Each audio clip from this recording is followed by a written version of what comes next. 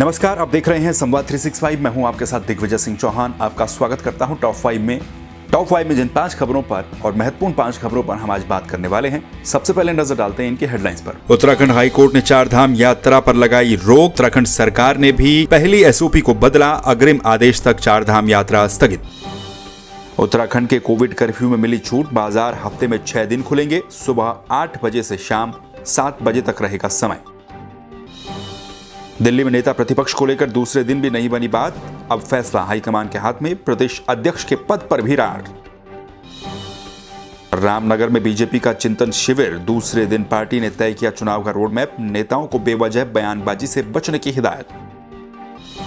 और उत्तराखंड में कोरोना के 120 नए मामले, 3 मरीजों ने तोड़ा दम, 280 मरीज हुए ठीक।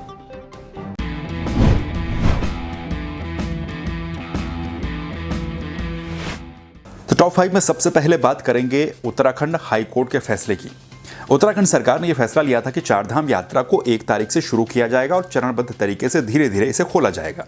सरकार के मुताबिक 1 तारीख से 3 जिले के लोगों के लिए 4 धाम यात्रा को शुरू किया जाना था, जिस पर उत्तराखंड हाई कोर्ट ने रोक लगा दी। उत्तराखंड हाई कोर्ट ने सुनवाई करते हुए यह कहा कि हाई कोर्ट सरकार के द्वारा जो पेश किया गया शपथ पत्र था उससे संतुष्ट नहीं है, हाई कोर्ट सरकार की व्यवस्थाओं से संतुष्ट नहीं है और हाई कोर्ट 7 तारीख तक इस पर रोक लगा दी है।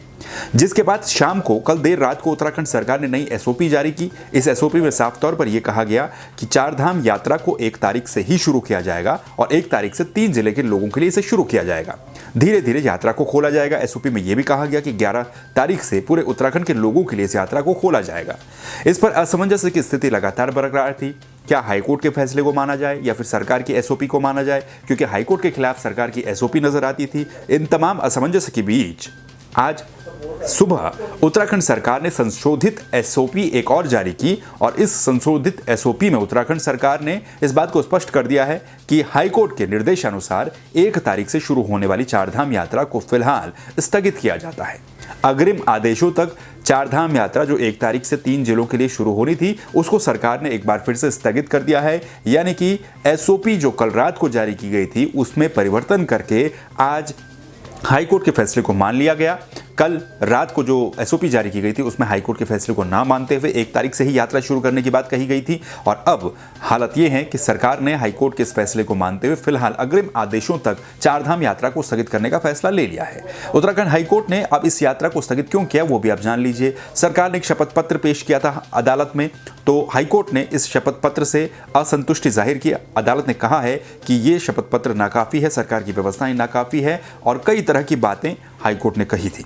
हाईकोर्ट में उत्तराखंड के मुख्य सचिव और पर्यटन सचिव भी वर्चुअली रूप से पेश हुए थे। इन तमाम बातों को देखते हुए हाईकोर्ट ने यह भी निर्देश सरकार को दिए थे कि सरकार जो 4 धाम है उनका लाइव टेलीकास्ट करे। इस पर जब सरकार ने यह कहा था कि 4 धाम का लाइव टेलीकास्ट करना क्या शास्त्र सम्मत होगा या नहीं, तो हाईकोर्ट ने इस पर सरकार को कहा था कि शास्त्रों की जब रचना हुई तब टेलीविजन का जमाना नहीं था, तब टेलीविजन नहीं था, इसीलिए जगन्नाथ में जब ये सब कुछ लाइव टेलीकास्ट हो सकता है तो 4 धामों में क्यों नहीं हो सकता है। ये तमाम बातें हाईकोर्ट ने कही थी और यात्रा पर रोक लगा दी थी फिलहाल, और अब इसी फैसले को सरकार ने मान लिया है। अब से कुछ देर पहले जो संशोधित एसओपी आई है उसके मुताबिक 4 धाम यात्रा को सरकार ने स्थगित कर दिया है। आने वाले अग्रिम आदेश तक 4 धाम यात्रा स्थगित रहेगी और उसके बाद सरकार इस पर कुछ फैसला ले पाएगी। चलिए अब बात कर लेते हैं उत्तराखंड में लगे कोविड कर्फ्यू की।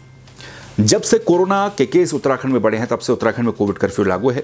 इस कोविड कर्फ्यू को धीरे धीरे हर हफ्ते आगे बढ़ाया जा रहा है। सरकार बिल्कुल भी नहीं चाहती कि किसी तरह की कोई ढील दी जाए और वो लापरवाही साबित हो जाए, उससे कुछ दिक्कतें हो जाएं। ऐसे में अब एक बार फिर से 29 तारीख से लेकर और अब 6 जुलाई तक इस कोविड कर्फ्यू को और आगे बढ़ा दिया गया है।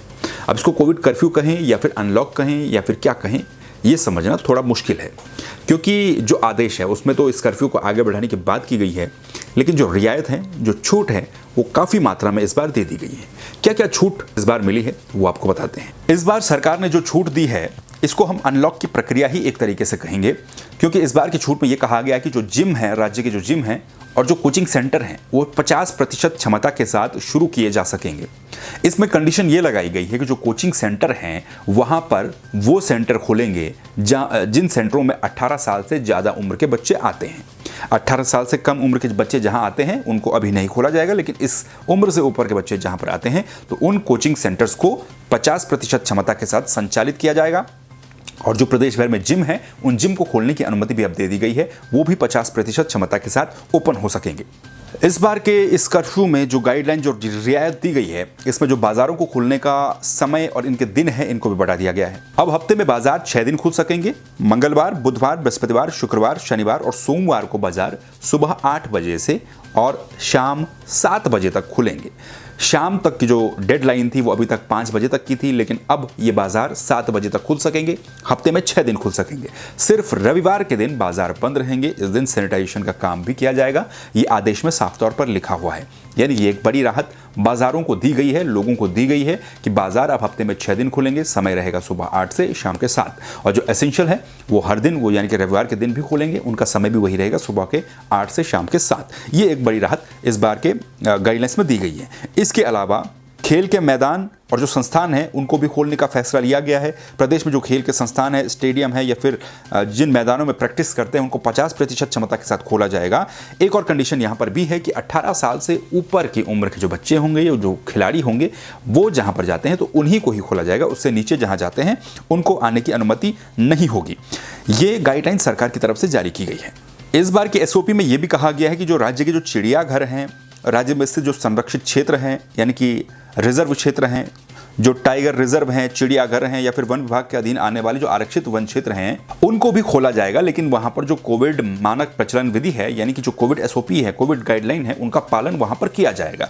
ये भी इस बार के कर्फ्यू में, इस बार की गाइडलाइन में एक छूट दी गई है। तो इस बार जो 6 तारीख तक सरकार ने इस कोविड कर्फ्यू को बढ़ाने की बात की है, या फिर इसको कहें कि अनलॉक की जो प्रक्रिया जो शुरू हो चुकी है, और अब नाइट कर्फ्यू ही इसे कहा जाएगा क्योंकि अब सुबह 8 बजे से लेकर और शाम 7 बजे तक अगर बाजार खुले हैं तो इसको कर्फ्यू कहा जाना ये उचित नहीं होगा। तो ये जो प्रक्रिया है इसमें इस बार कई तरह की रियायत दी गई है, कई तरह की छूट दी गई है। क्या क्या है वो भी हम आपको बता चुके हैं। तो चलिए अब बात कर लेते हैं उत्तराखंड के नेता प्रतिपक्ष के चुनाव की। कल भी हमने आपको खबर दिखाई थी, आज भी हम आपको खबर दिखाते हैं। उत्तराखंड में नेता प्रतिपक्ष का चुनाव कांग्रेस को करना है अपने विधायकों में से। कांग्रेस की इसको लेकर दिल्ली में हाई लेवल की मीटिंग्स चल रही हैं। काफ़ी सारी मीटिंग्स के बावजूद भी रविवार का दिन इसमें चला गया। उम्मीद थी कि सोमवार को कुछ फैसला आएगा, लेकिन सोमवार का दिन भी मीटिंग में ही चला गया और कोई फैसला अभी तक आया नहीं। यानी कि नेता प्रतिपक्ष का चुनाव कांग्रेस पार्टी अपने 10 विधायकों में से अभी तक नहीं कर पाई है, जो कि कांग्रेस के लिए एक मुश्किल की बात भी है। ये भी बताया जा रहा है कि कांग्रेस में इस वक्त गुटबाजी भी वहां पर देखने को मिल रही है। कुछ लोग अड़े हुए हैं तो कुछ लोग दूसरे पर अड़े हुए हैं। ऐसे में अब जो नेता प्रतिपक्ष का चुनाव है ये अब हाईकमान के पाले में बात है। हाईकमान क्या फैसला लेता है, हाईकमान यानी कि कांग्रेस हाईकमान सोनिया गांधी इस मामले पर क्या फैसला लेती हैं, उस पर सभी की निगाहें टिकी हुई हैं। दूसरी तरफ ये भी कहा जा रहा है कि कांग्रेस में प्रदेश अध्यक्ष के पद को लेकर भी थोड़ी सी रार देखने को मिल रही है। कांग्रेस का प्रदेश अध्यक्ष का पद अगर प्रीतम सिंह के पास रहता है तो फिर नेता प्रतिपक्ष कौन बनेगा, और अगर नेता प्रतिपक्ष प्रीतम सिंह को बनाया जाता है तो क्या फिर हरीश रावत कांग्रेस के प्रदेश अध्यक्ष बनेंगे। इस तरह की अटकलें भी चल रही हैं, क्योंकि कांग्रेस के जो 10 विधायक हैं उनमें प्रीतम सिंह भी एक हैं, और अगर नेता प्रतिपक्ष प्रीतम सिंह को बनाया जाता है तो फिर प्रदेश अध्यक्ष किसको बनाया जाएगा। आने वाले समय में चुनाव भी है। कांग्रेस इन तमाम समीकरणों को देखते हुए चल रही है और फैसला करने की कोशिश कर रही है, लेकिन साफ तौर पर गुटबाजी कांग्रेस के अंदर इस वक्त नजर आ रही है, और इसी गुटबाजी के चलते अभी तक कांग्रेस नेता प्रतिपक्ष का चुनाव नहीं कर पाई है। अब देखना यह है कि क्या आज या फिर कल या फिर परसों, कब तक आखिर कांग्रेस उत्तराखंड में नेता प्रतिपक्ष अपने नेता प्रतिपक्ष का चयन करती है, और कौन वो चेहरा होगा जिसके नाम पर फाइनल राय बनेगी और जिसका नाम हाईकमान के द्वारा तय किया जाएगा। कांग्रेस की बात हो गई, अब बात कर लेते हैं बीजेपी की। रामनगर में बीजेपी का चिंतन शिविर चल रहा है। चिंतन शिविर के दूसरे दिन बीजेपी ने सबसे पहले, जो वहाँ पर बीजेपी के तमाम वरिष्ठ नेता मौजूद थे, उन्होंने जो सरकार की उपलब्धियां हैं उनको लेकर बातचीत की। प्रदेश के राजनीतिक माहौल को लेकर चर्चा वहाँ पर की गई। इसके अलावा इस रोड मैप पर बातचीत की गई कि आने वाले चुनाव में किस तरीके से, किन सीटों पर हम किस तरीके से काम करेंगे और क्या इसमें महत्वपूर्ण भूमिका रहेगी। तो इस बैठक में, चिंतन शिविर में, ये भी फैसला लिया जा रहा है कि सोशल मीडिया का या फिर मीडिया का उपयोग किस तरह से बेहतर माध्यम में किया जाए। और क्योंकि बीजेपी का जो टारगेट है वो ये है कि 2022 के चुनाव में बीजेपी को खुद को रिपीट करना है, खुद की सरकार को फिर से दोहराना है, फिर से जीत करके आना है, फिर से सरकार बनानी है। इसके लिए मंथन इस वक्त रामनगर में चल रहा है। दूसरे दिन का जो शिविर है वो खत्म हो चुका है। तमाम फैसले दूसरे दिन लिए गए, तमाम बातें दूसरे दिन चर्चा में आई वहाँ पर। और ये भी वहाँ पर जो पार्टी के नेता हैं, बीजेपी के विधायक मंत्री हैं, उनको ये भी हिदायत हाईकमान के द्वारा दी गई कि जो प्रदेश में बयानबाजी चल रही है, इस बयानबाजी से बीजेपी के नेता बचें। चुनावी समय में अनर्गल बयानबाजी ना करें, एक दूसरे पर छींटाकसी ना करें, क्योंकि जिस तरह से बीजेपी की बयानबाजी सामने आ रही है एक दूसरे पर, तो ये अनुशासन का पाठ भी इस बैठक में वहां पर पढ़ाया गया।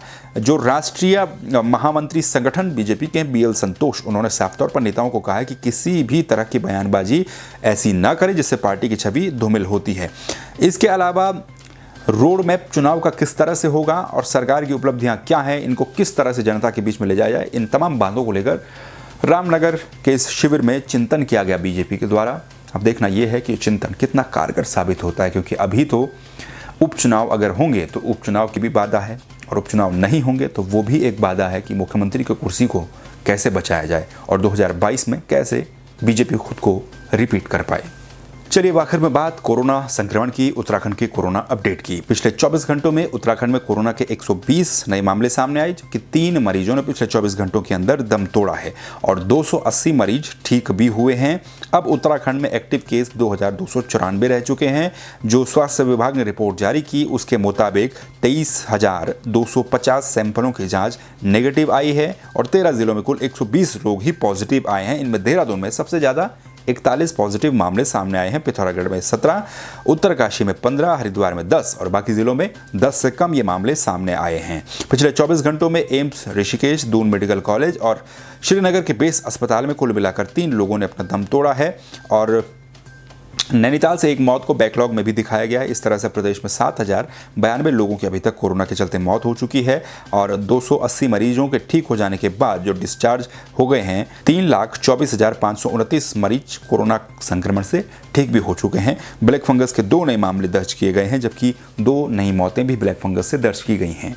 ये था उत्तराखंड का कोरोना अपडेट। ये थी उत्तराखंड की 5 बड़ी टॉप 5 खबरें। इन खबरों को लेकर आप क्या सोचते हैं, अपनी राय आप कमेंट करके दे सकते हैं। उत्तराखंड के सियासी घटनाक्रम पर आप क्या सोचते हैं, जो स्थितियां चल रही हैं, चाहे वो नेता प्रतिपक्ष को लेकर हो, बीजेपी के चिंतन शिविर को लेकर हो, अपनी राय आप कमेंट करके रखिए। फिर मिलेंगे नई खबरों के साथ। इस वीडियो को शेयर कीजिए, फेसबुक पर लाइक कीजिए, यूट्यूब पर सब्सक्राइब कीजिए। फिर मिलेंगे नई खबरों के साथ, तब तक के लिए नमस्कार।